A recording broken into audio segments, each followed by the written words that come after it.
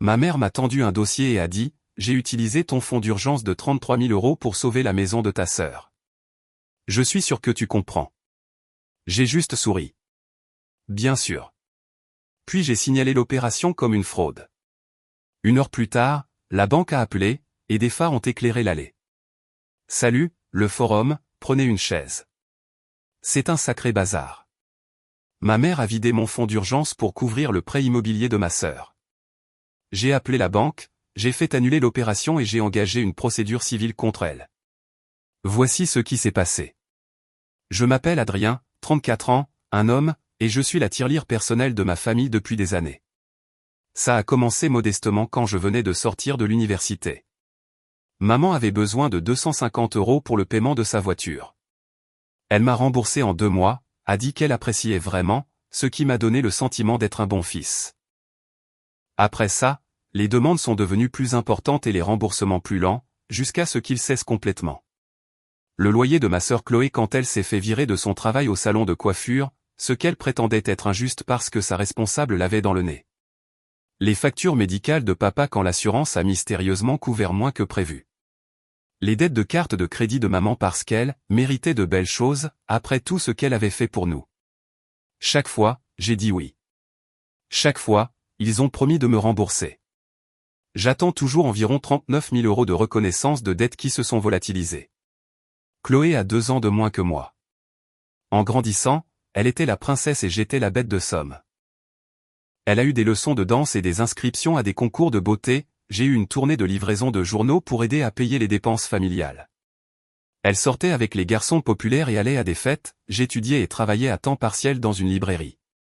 Elle a eu une Clio toute neuve pour son 16e anniversaire, j'ai eu une carte avec 20 € dedans et la permission d'utiliser le vieux camion de papa le week-end. Quand Chloé s'est mariée à 24 ans, maman et papa ont tout payé, la salle dans un country club, le traiteur, le service de boissons de luxe, la lune de miel à Cancun. 12 500 €. Facile. Quand je me suis fiancé 1 an plus tard, maman m'a dit que je devrais faire simple, et que les grands mariages sont un gaspillage de toute façon. Nous étions 30 personnes dans un restaurant, et j'ai tout payé. Le mari de Chloé, Kevin, était un sacré numéro. Un vendeur qui parlait beaucoup mais ne concluait jamais de marché. Le genre de type qui portait des montres chères qu'il ne pouvait pas se permettre et conduisait une Mercedes en leasing tout en se plaignant d'être fauché. Ils ont acheté une maison il y a 3 ans à Aix-en-Provence, bien au-dessus de leur budget, mais Chloé la voulait. Je savais que c'était une catastrophe dès le début. Ils ont à peine réussi à rassembler l'apport, et leur solvabilité combinée était douteuse. Mais maman m'a appelé le soir où ils ont signé, la voix toute excitée, me racontant comment Chloé devenait enfin, une adulte, se constituait un patrimoine, et devenait responsable. Je les ai félicités. J'ai même envoyé un cadeau de pendaison de crémaillère. Ce que personne dans ma famille ne savait, c'est que je menais ma propre arnaque de longue haleine. Il y a 3 ans, après que papa a essayé d'accéder à un ancien compte joint de mes années d'université sans demander, j'ai ouvert un compte d'épargne complètement séparé dans une autre banque. Pas ma banque habituelle, une institution complètement différente avec un portail en ligne différent. Tout était différent. Je l'ai appelé mon vrai fonds d'urgence. Celui que ma famille ne toucherait jamais parce qu'il ne saurait jamais qu'il existait. 18% de chaque salaire allait sur ce compte. Pas de carte de débit, pas de chèque, pas de paiements automatiques, juste une accumulation lente et régulière d'une véritable sécurité. Après 3 ans et demi, j'avais 37 000 € dessus. Ce chiffre comptait. Il représentait chaque fois que j'avais mangé des nouilles instantanées pendant une semaine pour couvrir la crise de quelqu'un d'autre. Chaque voyage annulé parce que la famille avait besoin que je reste liquide. Chaque nuit où je suis resté à la maison pendant que Chloé publiait des photos Instagram depuis un restaurant cher que Kevin prétendait pouvoir se permettre. Mais je suis paranoïaque de la meilleure des manières. Après l'incident avec papa et ce compte joint, j'ai blindé mon épargne secrète comme Fort Knox, authentification multifacteur, sécurité biométrique, limite de virement nécessitant une approbation manuelle pour tout ce qui dépassait 1 000 €, et des alertes de fraude configurées pour se déclencher en cas d'activité suspecte. J'ai même mis en place un protocole d'examen de 72 heures pour les gros virements. Donc, avance rapide jusqu'à ce mercredi d'enfer. Je suis rentré de mon travail au bureau d'assurance vers 18 heures, encore en tenue de ville décontractée, prêt pour une soirée tranquille. Puis, j'ai vu la Renault de maman sur la place visiteur. Elle ne débarquait jamais comme ça. Nous avions notre système, dîner de famille un dimanche sur 2, visite planifiée avec préavis. C'était anormal. À la seconde où j'ai ouvert la porte de mon appartement, j'ai su que quelque chose n'allait pas. Maman avait cette expression sur le visage. Triomphante. Elle tenait un dossier en manille comme si c'était un ticket de loterie gagnant. Elle est passée devant moi sans y être invitée, s'est assise sur mon canapé et a tapoté le coussin comme si j'étais un enfant. Je suis resté debout. C'est là qu'elle a ouvert le dossier, et mon estomac est tombé dans mes talons. Des relevés bancaires. Mes relevés bancaires, de mon compte secret, celui dont personne ne connaissait l'existence. Mes numéros de compte, mes soldes, mon fonds d'urgence étalés comme des preuves dans un procès. 37 000 €, là, noir sur blanc. Je n'ai pas pu formuler de mots pendant quelques secondes. Puis j'ai réussi à demander, « Comment diable as-tu eu ça ?» Maman a fait un geste de la main comme si de rien n'était. « Ne t'inquiète pas pour ça. Ce qui compte maintenant, c'est que j'ai trouvé une solution pour la maison de Chloé. » Elle a dit ça comme si elle venait de résoudre la faim dans le monde. Ma mâchoire est tombée. Elle a sorti un autre papier. Une confirmation de paiement, datée d'hier. 33 000 € virés de mon épargne à une société de prêt immobilier. La société de prêt immobilier de Chloé. La pièce a vacillé. Je me suis assis avant que mes jambes ne me lâchent. Maman a commencé à expliquer comme si elle présentait un plan brillant. Chloé et Kevin avaient 4 mois de retard sur leur prêt immobilier. 4 mois. La banque avait entamé une procédure de saisie. Ils allaient tout perdre. Alors, maman est intervenue. Elle a réglé le problème. Elle a utilisé mon fonds d'urgence pour sauver la maison de Chloé. J'ai fixé le papier. Mon compte affichait maintenant 4 000 € au lieu de 37 000. 33 000 €. Disparu. Elle a continué à parler. A dit que j'étais bon pour économiser, je pourrais le reconstituer. Chloé avait besoin d'aide maintenant. La famille est de la famille. Puis elle a lâché la vraie bombe. Chloé pleurait tous les soirs. Kevin parlait de faillite. Je ne pouvais pas supporter de la voir souffrir alors qu'il y avait une solution juste là. Je suis sûr que tu comprends. Elle attendait que je la remercie, attendait sincèrement des applaudissements. J'ai demandé comment elle avait accédé à mon compte. Il avait une sécurité qui rendrait jaloux un expert en cybersécurité. Il s'est avéré qu'elle avait gardé des documents de l'époque où je vivais à la maison, carte de sécurité sociale, acte de naissance, ancien relevé d'un compte clôturé. Et elle avait engagé quelqu'un, un type de la tech, que son amie Brigitte lui avait recommandé, l'avait payé 350 € pour l'aider à contourner la sécurité. Elle a dit ça nonchalamment, comme si c'était une petite aventure amusante au lieu de multiples crimes. « Tu es folle ?» ai-je demandé. « Tu n'avais absolument pas le droit. » Elle a rétorqué, « J'avais tous les droits. Je suis ta mère. Je t'ai donné la vie, je me suis sacrifié pour toi. Si quelqu'un a le droit de prendre des décisions sur ce qui est le mieux pour cette famille, c'est moi. En plus, Chloé te remboursera une fois que son entreprise de photographie décollera. » L'entreprise de photographie de Chloé. Celle qui consistait à prendre des photos floues avec un iPhone lors de fêtes d'anniversaire pour 50 €. Cette entreprise de photographie, c'est ça? Elle s'est levée, a lissé son pantalon et a dit que je la remercierais plus tard. Une fois que je me serais calmé et que je réfléchirais clairement, je comprendrais qu'elle avait fait ça pour la famille, pour Chloé. J'ai souri pendant que mon cerveau calculait. J'ai dit, bien sûr, maman. Comme tu voudras. Elle a essayé de lire mon expression, n'a pas réussi à la déchiffrer, puis m'a embrassé sur le front et est partie comme si elle venait de me rendre un service. La porte s'est refermée. Je suis resté assis là pendant peut-être 20 secondes. Puis j'ai attrapé mon ordinateur portable et je me suis mis au travail. La première chose que j'ai faite a été de tout documenter avec la précision de quelqu'un qui constitue un dossier juridique, capture d'écran de l'historique de mon compte, photo de la confirmation de paiement de maman sous tous les angles possibles, un enregistrement vidéo du dossier et de tout son contenu avec des horodatages, des mémos vocaux où j'enregistrais exactement ce qu'elle avait dit. J'ai même pris des photos du dossier lui-même, celui en manille bon marché qu'elle avait apporté comme un cadeau. Ce n'était pas un malentendu ou une dispute familiale. C'était un vol prémédité avec planification et exécution. Elle avait gardé mes documents personnels. Elle avait engagé quelqu'un pour l'aider à commettre une fraude. Elle s'était fait passer pour moi pour accéder au compte. Elle avait viré 33 000 € sans permission. De multiples crimes empilés les uns sur les autres. Mais c'est là que ça devient intéressant. Mon instinct initial était d'appeler la banque immédiatement et de signaler une fraude. Ça aurait été la décision réactive, la décision évidente. Et maman l'aurait anticipé. Elle prendrait un avocat. Chloé jouerait la victime. Papa me presserait d'être raisonnable. Et je finirais par passer pour le méchant qui a détruit la famille pour de l'argent. J'avais vu ce schéma toute ma vie. Les problèmes étaient absorbés. Les conséquences étaient réparties. Les personnes qui causaient le désordre n'apprenaient jamais rien. Pas cette fois. J'ai passé 3 heures à faire des recherches sur les procédures de fraude bancaire, les protocoles de vol d'identité et les lois sur la fraude au virement, tout. Les informations étaient claires comme de l'eau de roche. Si je signalais immédiatement, la banque gèlerait tout, annulerait la transaction et déposerait une plainte auprès des forces de l'ordre. Le paiement du prêt immobilier de Chloé serait rejeté. Elle se retrouverait au point de départ, mais en pire, car les paiements rejetés entraînent des pénalités et accélèrent les délais de saisie. Et maman saurait immédiatement ce que j'avais fait. Mais je me suis souvenu de quelque chose.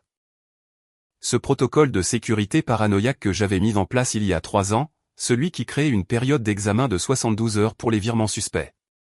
D'après l'horodatage de maman, elle avait initié le virement hier après-midi vers 14 heures, ce qui signifiait qu'il était encore dans la fenêtre d'examen, encore réversible sans déclencher d'alertes immédiates.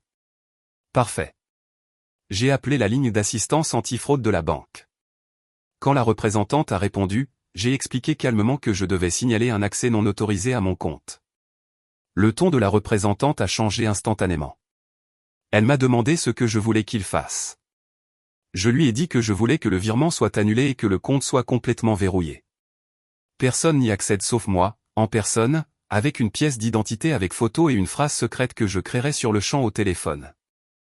Elle a dit qu'il pouvait absolument faire ça, mais étant donné le montant impliqué, plus de 30 000 €, il devrait déposer un rapport de fraude formel. Cela impliquerait probablement une notification aux forces de l'ordre dans les 48 heures. J'ai fait une pause, puis j'ai demandé si nous pouvions attendre 72 heures avant d'impliquer les forces de l'ordre. Je voulais gérer ça en interne d'abord, parler à la famille, et voir si nous pouvions résoudre ça sans impliquer la police. La représentante a hésité. Elle a dit qu'elle comprenait la sensibilité de la situation mais qu'elle devait être claire. S'ils annulaient ce virement, l'institution réceptrice serait immédiatement notifiée. Il y aurait des pénalités et des frais imposés aux destinataires. Cela aurait des conséquences immédiates et irréversibles. J'ai dit que je comprenais parfaitement. Annulez-le. Elle l'a traité sur le champ. A dit que l'annulation apparaîtrait dans les 2 heures. 33 000 € réapparaîtraient sur mon compte, et la société de prêt immobilier de Chloé recevrait une notification indiquant que le paiement a été rejeté pour suspicion de fraude. Le téléphone de maman sonnerait. Chloé perdrait la tête, et toutes les deux réaliseraient que je n'avais pas simplement baissé les bras et accepté. Je l'ai remercié et j'ai raccroché. Puis j'ai envoyé un texto à mon pote Thomas du travail, celui qui me disait depuis des années que ma famille était toxique. Je lui ai tout raconté. Il a répondu en 30 secondes, enfin. Tu veux que je passe ? Attends, je passe. Il est arrivé 40 minutes plus tard avec de la nourriture et le plus grand des sourires. Il s'est assis à ma table de cuisine pendant que je lui expliquais tout, le vol, l'annulation, la fenêtre de 72 heures avant l'intervention de la police. Il a dit, mec, c'est la meilleure histoire de vengeance que j'ai jamais entendue, et elle se déroule en temps réel. J'ai regardé mon téléphone. 19h15. J'ai dit, donne-lui encore 1 heure. Puis le feu d'artifice commence. À 20h03, mon téléphone s'est allumé. Texto de maman, appelle-moi tout de suite. Urgence. J'ai montré à Thomas. Il a ri. Ça n'a pas traîné. Je n'ai pas répondu. À 20h07, elle a appelé. J'ai laissé sonner 4 fois avant de répondre en haut-parleur pour que Thomas puisse entendre. La voix de maman était confuse mais pas encore paniquée. Elle a dit que la société de prêt immobilier avait appelé il y a environ 1 heure. Quelque chose à propos d'un problème avec le paiement. Il avait été annulé. Elle ne comprenait pas. J'ai demandé ce qu'il lui avait dit précisément. Elle a dit qu'il prétendait que le paiement avait été signalé comme « non autorisé » et retiré, mais que ça n'avait pas de sens. Elle avait les documents. Elle avait suivi toutes les procédures appropriées. J'ai failli rire. Des procédures appropriées pour commettre une fraude? Quelle procédure exactement? Pause. Puis elle a dit qu'elle avait utilisé les informations de mon compte pour effectuer le paiement. Nous en avons discuté plus tôt. Je l'ai corrigé. Nous n'avions rien discuté. Tu m'as dit ce que tu avais déjà fait. Elle a essayé de passer outre, a dit, le fait est que le paiement a été effectué correctement, alors pourquoi serait-il annulé? Tu penses que c'est une sorte d'erreur de la banque? J'ai bu une gorgée d'eau, j'ai laissé le silence s'étirer. Thomas souriait. Eh bien, ce n'était pas une erreur. Pause plus longue. Puis elle a demandé, qu'est-ce que tu veux dire? Je lui ai dit que j'avais appelé la banque cet après-midi et que j'avais signalé la transaction comme une fraude, ce qu'elle était. Alors, ils l'ont annulée. Le silence était magnifique. Thomas a levé le poing. Quand maman a de nouveau parlé, sa voix avait complètement changé. Sèche, en colère. Qu'est-ce que tu as fait, bon sang? J'ai répété slowly. J'ai signalé une fraude. Tu as accédé à mon compte sans permission, utilisé des informations personnelles volées, engagé quelqu'un pour aider à contourner la sécurité, et viré de l'argent sans autorisation. Une fraude de manuel, de multiples crimes. La banque était d'accord. C'est de la folie. Tu ne peux pas dénoncer ta propre mère. Oh, je viens de le faire. Tu fais une énorme erreur. Tu vas détruire ta sœur pour un malentendu. Non, je vous détruis toutes les deux pour vol. J'ai entendu du mouvement de son côté, des voix, une porte qui claque, puis la voix de maman, plus basse et plus méchante. Elle a dit que Chloé était là. Elle venait d'arriver après avoir reçu l'appel de la société de prêt immobilier. Il lui facturait plus de 2500 € de pénalités et de frais. Le délai de saisie était maintenant accéléré à 25 jours au lieu de 90. On dirait un problème de Chloé, ai-je dit. Maman a perdu son calme, a commencé à crier sur le fait que je détruisais la vie de ma sœur, son mariage, son avenir. Comment pouvais-je être si cruel, si égoïste, après tout ce qu'ils avaient fait pour moi? J'ai demandé ce qu'ils avaient fait pour moi exactement. Parce que de mon point de vue, je leur avais donné des dizaines de milliers d'euros au fil des ans. Et qu'avais-je obtenu en retour? Une mère qui m'a volé et une sœur qui ne pouvait pas payer son propre prêt immobilier. Puis j'ai entendu la voix de Chloé en arrière-plan, stridente, exigeant de me parler. Maman a dû mettre le haut-parleur car la voix de Chloé est passée clairement. Elle pleurait mais était en colère. A dit que j'étais une ordure. A dit que je sabotais sa vie parce que j'étais jaloux qu'elle ait un mari, une maison et une vraie vie, pendant que j'étais seul dans mon appartement pathétique. Ça m'a touché, non pas parce que ça faisait mal, mais parce que ça confirmait exactement ce qu'il pensait de moi. Une ressource. J'ai dit que la maison de Chloé allait être saisie parce qu'elle n'avait pas payé son prêt pendant 4 mois. J'ai demandé où était passé l'argent. Silence. J'ai insisté, j'ai dit, je sais que Kevin a loué une nouvelle Mercedes il y a 6 mois. C'est là qu'est passé l'argent du prêt? Dans le paiement d'une voiture qu'il ne pouvait pas se permettre? Chloé a hurlé que ce n'était pas mes affaires. Ses finances étaient privées. J'ai ri. J'ai dit que mes finances étaient censées être privées aussi, mais que maman ne semblait pas respecter ça. Puis la voix de maman est revenue, désespérée maintenant. A dit que nous pouvions arranger ça. Il fallait juste que j'appelle la banque, que je leur dise que c'était un malentendu, et que j'autorise le paiement. Simple, ai-je dit. Non. Elle a dit, s'il te plaît. Chloé était hystérique. Kevin parlait de divorce. Ça allait détruire leur mariage. J'ai dit, peut-être que leur mariage devrait être détruit s'il ne peut pas survivre à une responsabilité financière de base. Tu le regretteras, a dit maman. La famille, c'est tout, et tu jettes tout ça par la fenêtre. Une famille ne vole pas une autre famille, ai-je dit. Puis j'ai raccroché. Thomas était mort de rire.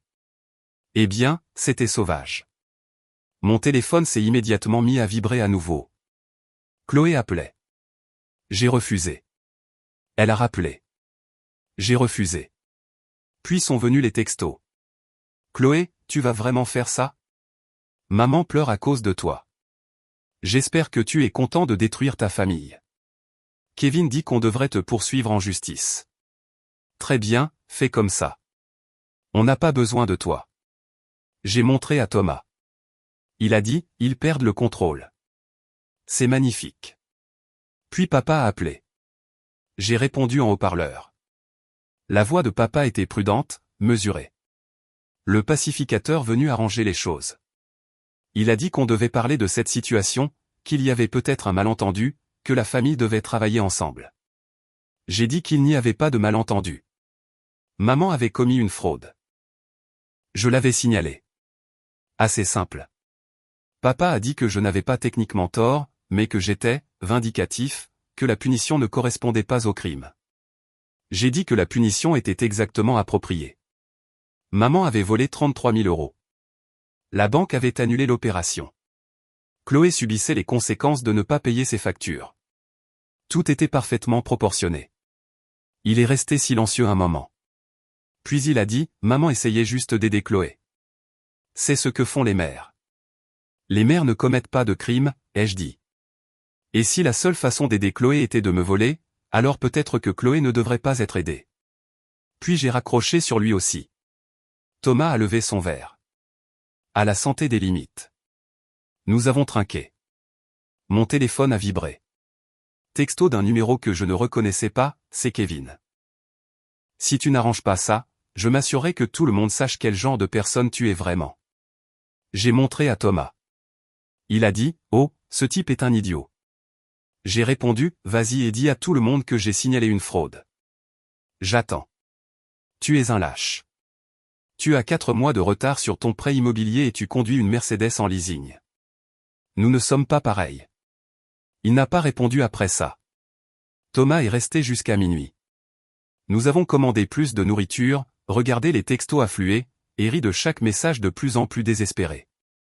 Ça faisait du bien. Vraiment du bien. Le lendemain matin, je me suis réveillé avec 56 appels manqués et 80 textos. Je les ai tous ignorés et je suis allé travailler. J'ai pris mon jour de congé le lendemain parce que je savais ce qui allait arriver et je voulais le gérer à ma façon. Thomas avait proposé de revenir, mais je lui ai dit que je le tiendrais au courant. Ça allait devenir plus compliqué avant de s'améliorer. À 9 h, je suis allé à ma banque. La directrice de l'agence, une femme nommée Isabelle avec qui j'avais travaillé lors de la création du compte, m'a accueilli avec une sympathie professionnelle. Elle a dit qu'elle avait entendu parler de l'incident de fraude et voulait s'assurer que tout était géré correctement. Nous avons passé 90 minutes à tout examiner. J'ai complètement clôturé le compte compromis et en ai ouvert un tout nouveau avec des numéros de routage différents. J'ai ajouté encore plus de couches de sécurité, supprimé tous les contacts de récupération que ma famille pourrait connaître, et changé toutes les questions de sécurité pour des réponses qui n'avaient rien à voir avec ma vie réelle. Bonne chance pour les deviner, maman. Isabelle a demandé tranquillement si je voulais poursuivre avec le rapport de police. Elle a dit que le délai de 72 heures allait bientôt expirer. Je lui ai dit de le déposer.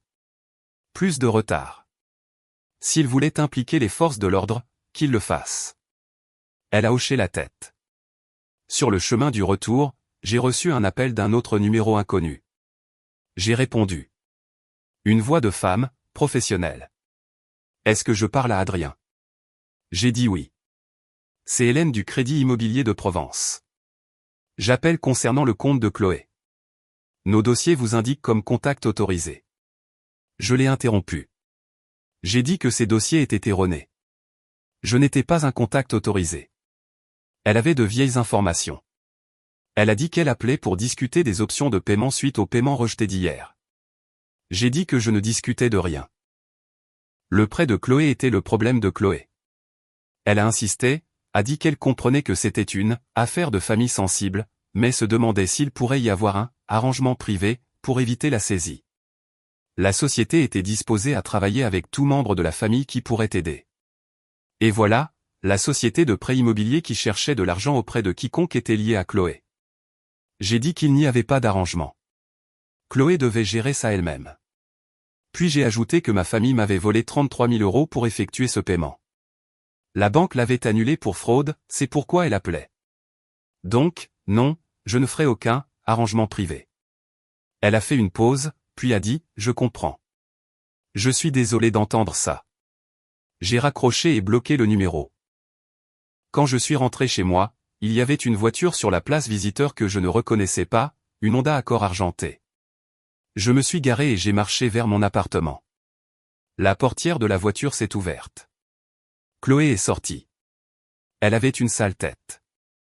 La princesse d'Instagram avait quitté la place. Il faut qu'on parle, a-t-elle dit. Il n'y a rien à dire, ai-je dit en continuant de marcher. Elle m'a suivi. A dit que j'étais ridicule. C'était la famille. On pouvait arranger ça. J'ai déverrouillé ma porte. Elle a essayé de me suivre à l'intérieur. Je l'ai bloquée. Non. Tu n'entres pas, elle a eu les larmes aux yeux. A dit que maman lui avait tout raconté, sur le compte, sur l'embauche de ce type pour contourner la sécurité. Chloé a prétendu qu'elle n'était au courant de rien. Elle pensait que maman avait ma permission. J'ai ri. J'ai demandé comment elle pensait que maman avait obtenu la permission de prendre 33 000 € sans jamais m'en parler. Chloé a dit qu'elle n'y avait pas pensé. Elle était désespérée. La maison était tout pour elle et Kevin. Il ne pouvait pas la perdre. J'ai dit qu'il la perdait parce qu'il ne la payait pas mon problème. Elle a changé de tactique. S'est mise en colère. A dit que j'agissais toujours avec supériorité, comme si j'étais meilleur qu'elle parce que j'étais responsable et ennuyeux. A dit que je ne comprendrais jamais ce que c'était que de vivre vraiment la vie, au lieu d'accumuler de l'argent dans un compte. J'ai dit, accumuler de l'argent, ça s'appelle épargner. C'est ce que font les adultes. Elle a dit que j'étais une personne misérable qui n'avait rien d'autre que de l'argent, pas de femme, pas d'enfant, pas de vie, juste assis dans mon appartement à juger tout le monde. J'ai dit que j'avais quelque chose qu'elle n'avait pas, la sécurité financière. Et que j'allais la conserver. Elle a dit que ce n'était pas fini, que maman avait un plan. Ils allaient arranger ça. Bonne chance avec ça, ai-je dit. Puis j'ai fermé la porte sur son nez. À travers la porte, je l'ai entendu crier, « Tu vas le regretter ». J'ai envoyé un texto à Thomas, « Chloé vient de passer ». A fait des menaces. Ça devient bon. Il a répondu, « Tu veux que je passe ?» J'ai dit, « Pas encore, mais tiens-toi prêt. » 2 heures plus tard, papa est arrivé. Seul cette fois. Il a frappé poliment et a attendu. J'ai ouvert la porte. Il avait l'air fatigué, plus vieux que dans mon souvenir. Il a dit que maman voulait venir, mais qu'il pensait que ce serait mieux si c'était juste nous, d'homme à homme. J'ai dit, d'accord. Mais il n'entrait pas. On pouvait parler ici. Nous sommes restés sur mon perron comme des étrangers.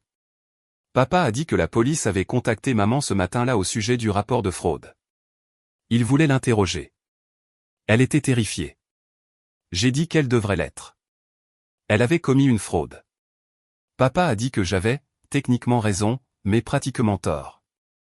Que parfois, il faut regarder au-delà des détails techniques et se concentrer sur l'intention. L'intention de maman était d'aider Chloé. Ça devrait compter pour quelque chose. J'ai dit que l'intention n'a pas d'importance quand l'action est un crime. Si je braquais une banque avec l'intention de donner l'argent à une œuvre de charité, j'irais quand même en prison. Il a tressailli, a dit que je comparais maman à un braqueur de banque. J'ai dit, si le crime correspond. Il a essayé un autre angle. A dit que Chloé et Kevin parlaient de m'attaquer en justice, de me poursuivre pour détresse émotionnelle, ou quelque chose du genre. Leur avocat a dit qu'il pourrait avoir une chance. J'ai ri, je lui ai dit de les laisser essayer. Je contre-attaquerai pour la fraude, le vol et le harcèlement. De plus, j'avais des preuves de tout, relevés bancaires, enregistrements vocaux, textos, les menaces de Chloé de ce matin. Bonne chance pour trouver un avocat qui prendrait cette affaire. Il s'est tu. Puis il a dit qu'il était déçu de moi, qu'il m'avait mieux élevé que ça. Que la famille était censée pardonner. J'ai dit, le pardon exige des remords. Aucun d'entre eux n'est désolé. Ils sont juste en colère de s'être fait prendre. Il a secoué la tête et est retourné à sa voiture sans un autre mot. Ce soir-là, j'ai reçu un courriel de maman. Long, décousu, clairement écrit sous le coup de l'émotion. Elle a dit qu'elle était désolée d'avoir accédé à mon compte, mais qu'elle le referait si ça signifiait sauver Chloé. Elle a dit que je déchirais la famille pour de l'argent qui serait juste resté sur mon compte de toute façon. Elle a dit que Chloé parlait de divorce. Que la famille de Kevin les blâmait pour le désordre. Qu'elle ne pouvait pas dormir, ne pouvait pas manger, ne pouvait pas fonctionner en sachant que sa famille était détruite. À la fin, elle a dit que si je n'arrangeais pas ça, elle ne me pardonnerait jamais. Que je serais mort pour elle. J'ai répondu par une seule ligne, je peux vivre avec ça. Puis j'ai bloqué son adresse courriel. Thomas a appelé. A dit qu'il avait entendu par un ami commun que ma famille racontait aux gens que j'avais volé de l'argent à Chloé et que je refusais de le rembourser, que j'étais le méchant dans cette histoire. J'ai dit, laisse-les parler. Quiconque avec un demi-cerveau demanderait des détails, et l'histoire s'effondrerait. Tu prends ça très bien. Parce que je suis en train de gagner. Le lendemain matin, je me suis réveillé pour trouver ma voiture rayée à la clé. De profondes rayures des deux côtés. Voleur, gravé sur la portière côté conducteur. J'ai pris des photos, appelé la police, déposé un rapport de vandalisme et leur ai donné les noms des personnes qui auraient pu le faire. L'agent m'a demandé si je voulais porter plainte s'il trouvait le coupable. J'ai dit absolument. Puis j'ai appelé ma compagnie d'assurance. La couverture tout risque signifiait que ma franchise n'était que de 500 €. Je la ferai réparer la semaine prochaine. Un petit prix à payer pour tenir bon. Une semaine s'est écoulée. Calme. Trop calme. J'avais fait réparer ma voiture, changer mon assurance pour ajouter une couverture contre le vandalisme, et même installer une caméra pointée sur ma place de parking. Thomas a dit que j'étais paranoïaque. J'ai dit que j'étais préparé. Puis le vendredi soir est arrivé. J'étais à la maison en train de regarder un film quand quelqu'un a commencé à frapper à ma porte, de manière agressive, bruyante. J'ai regardé par le Judas et j'ai vu Kevin, le mari de Chloé. Il avait l'air ivre ou défoncé, ou les deux. Je n'ai pas ouvert la porte. J'ai crié pour lui demander ce qu'il voulait. Il a hurlé que je devais sortir et l'affronter comme un homme, que j'avais détruit son mariage et sa vie, et que je devais réparer les choses. Je lui ai dit de partir ou j'appellerais les flics. Il a dit qu'il ne partirait pas tant que je n'aurais pas réparé ce que j'avais cassé. Il a commencé à frapper plus fort. La porte a tremblé. J'ai appelé le 17. Je leur ai dit que quelqu'un essayait de s'introduire dans mon appartement. Je leur ai donné l'adresse. Ils ont dit que des agents étaient en route. Kevin a continué à frapper et à crier que j'étais un lâche, que les vrais hommes aidaient leur famille, que je me cachais derrière des détails techniques, pendant que sa vie s'effondrait. Je suis resté silencieux, j'ai tout enregistré sur mon téléphone. 5 minutes plus tard, la police est arrivée. Je les ai entendus dire à Kevin de s'éloigner de la porte. Il a argumenté. Ils lui ont répété, plus fermement. Puis je l'ai entendu devenir plus bruyant, plus agressif. À travers le Judas, je les ai vus l'arrêter. Trouble à l'ordre public, ivresse sur la voie publique. Il s'est débattu. Ils ont ajouté résistance à l'arrestation. Un des agents a frappé à ma porte après que Kevin ait été dans la voiture, m'a demandé si j'allais bien, si je voulais porter plainte. J'ai dit oui à tout. L'agent a pris ma déposition. Je lui ai montré les vidéos, lui ai parlé de la situation familiale, de la fraude, du harcèlement croissant. Il a dit que je faisais ce qu'il fallait, en documentant tout. Le lendemain matin, Chloé a appelé d'un numéro que je n'avais pas encore bloqué. Elle pleurait. A dit que Kevin était en prison. A dit que c'était de ma faute. Que je l'avais provoqué en ruinant leur vie. J'ai dit que Kevin s'était fait arrêter tout seul en essayant de défoncer ma porte. C'est de sa faute. Mais la caution est de 1500 €. Nous n'avons pas cet argent. Peux-tu aider? J'ai ri. Tu es sérieuse? Que veux-tu que je dise? A-t-elle crié. Le travail de Kevin le virera s'il ne se présente pas lundi. On perdrait son revenu. On perdrait tout. On dirait un problème de Kevin. Va te faire foutre. Tu es un tel salaud sans cœur. A-t-elle hurlé. Je suis juste cohérent, ai-je répondu. Puis j'ai raccroché. Dimanche après-midi, j'ai reçu un texto d'un numéro que je ne reconnaissais pas, c'est Brigitte, l'amie de ta mère. Elle est à l'hôpital. Palpitation cardiaque due au stress. Les médecins disent qu'elle doit réduire son stress. Tu dois arranger ça avant de tuer ta mère. J'ai répondu, dis-lui que j'espère qu'elle se sentira mieux. Le stress disparaîtrait si elle arrêtait de commettre des crimes. Tu es un monstre, a-t-elle répondu. Je suis un type qui a signalé une fraude. Si ça fait de moi un monstre, soit. Elle n'a pas répondu. Plus tard dans la soirée, Thomas est passé avec des plats à emporter. Nous nous sommes assis à ma table de cuisine et il a dit, « Mec, ils s'effondrent vraiment. » Bien. Peut-être qu'ils apprendront quelque chose. Tu ne te sens pas coupable? Non. Pas le moins du monde. Lundi matin, j'ai reçu un autre appel de la société de prêt immobilier. Une personne différente cette fois a dit qu'ils avaient envoyé des avis de saisie à Chloé et Kevin. La maison serait mise aux enchères dans 3 semaines à moins que le montant total du ne soit payé, plus de 43 000 € à ce stade avec les pénalités et les frais. Ils ont demandé une dernière fois si je serais prêt à aider. J'ai dit, non, ne rappelez plus. Mardi, je suis rentré du travail pour trouver Chloé assise sur mon perron. Elle avait l'air anéantie, les cheveux sales, les yeux rouges et gonflés. On aurait dit qu'elle pleurait depuis des jours. Elle a dit que Kevin était parti, avait emménagé avec son frère à Toulon et avait demandé la séparation. Il a dit qu'il ne pouvait plus supporter le stress, qu'il la blâmait pour tout. Je suis resté là avec mes clés à la main, sans rien dire. J'ai tout perdu. Ma maison, mon mariage. Tout ça à cause de toi. Non, c'est tout parce que toi et ta mère avez décidé que me voler résoudrait vos problèmes. Tu aurais pu laisser tomber.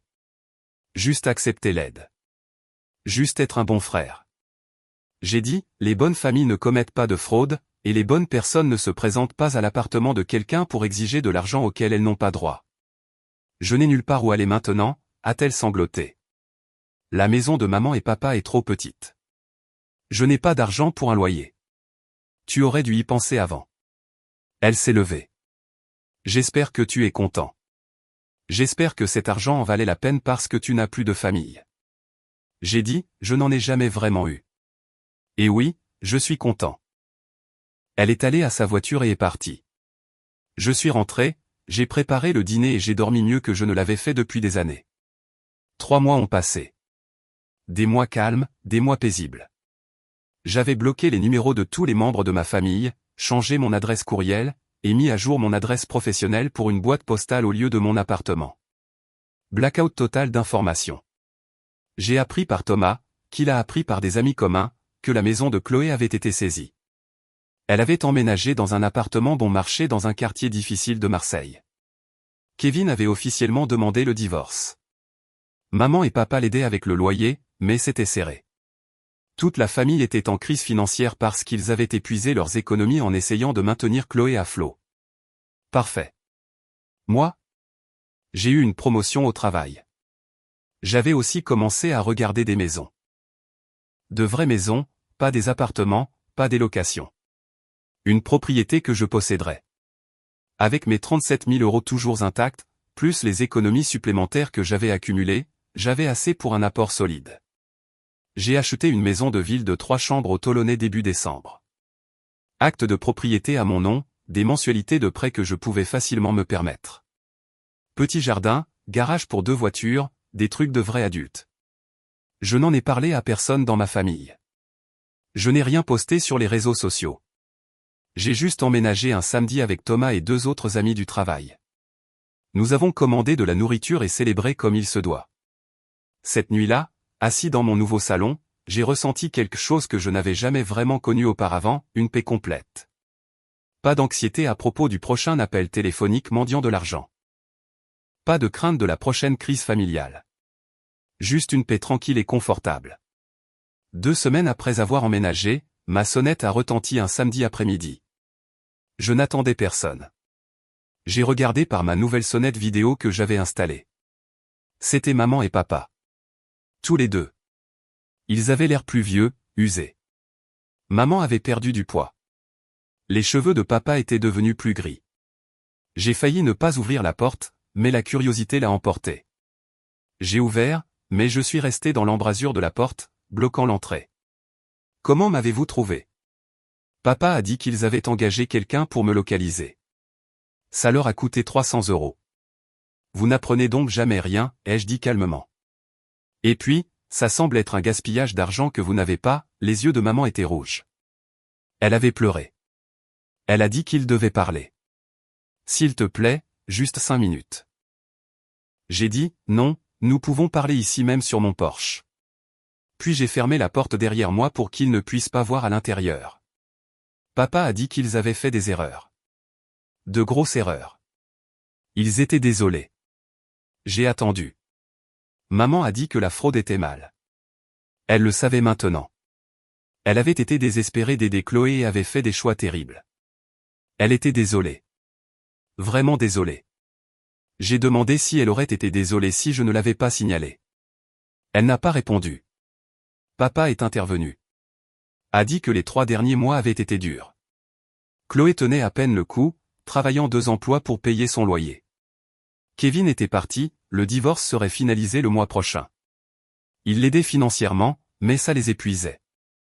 Ils avaient épuisé leurs économies de retraite en essayant de maintenir tout le monde à flot.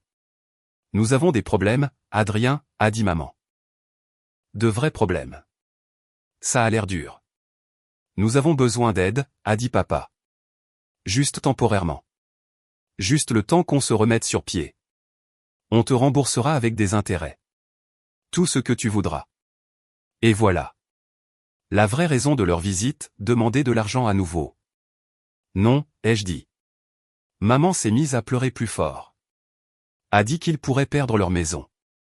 Ils avaient maintenant 3 mois de retard sur leur prêt immobilier. La banque envoyait des avis. Ils ne savaient pas quoi faire. J'ai dit qu'ils devraient peut-être appeler Chloé. Elle a de l'expérience avec les saisies.